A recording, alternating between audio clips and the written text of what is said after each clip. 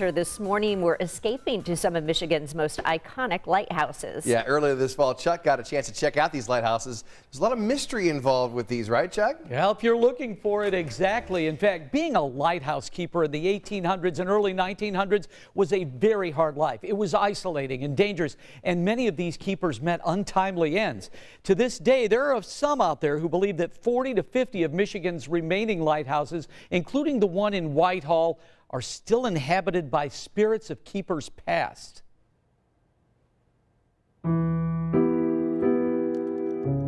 Some folks say that they will hear Bill walking around upstairs into the lantern room with a soft thump of a cane that accompanies his walk. And he's just making the rounds, checking on the light. Bill Robinson and his wife Sarah came to Michigan in the 1860s from England. Surprised there was no lighthouse to help ships navigate the waters, Bill petitioned to build one, and in 1875, the White River Light Station came to be. Well, when they finally decided to build a lighthouse, they hired him to build it, and they then appointed him as the first keeper, and he stayed here for 44 years. Wow.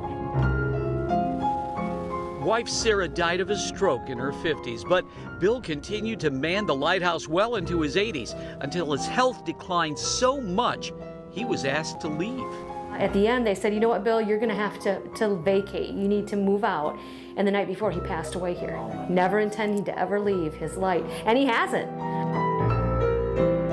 Bill joined his wife Sarah at the Mouth Cemetery over Montague, but it wasn't until about the 1980s that the two of them, according to some, returned to the light station. Most of the stories that I've been told over the years involve this actual display case. From what I was told, one of the former curators came upstairs to dust and get ready to open the museum for a day. And she got a phone call. Of course, this is back before cell phones were in her pocket the whole time, right? So she goes downstairs to answer the phone, sets her dusting supplies down. When she came back later, all the dust off of this display was gone. And the dusting supplies had moved from one side to the other.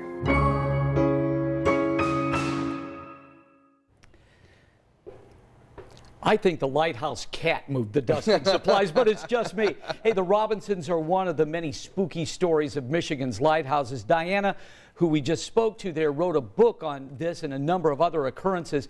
But her real forte is that she speaks to groups about lighthouse history around the Midwest. Now, we have a link in my blog at WTHR.com/Chuck's Big Adventure.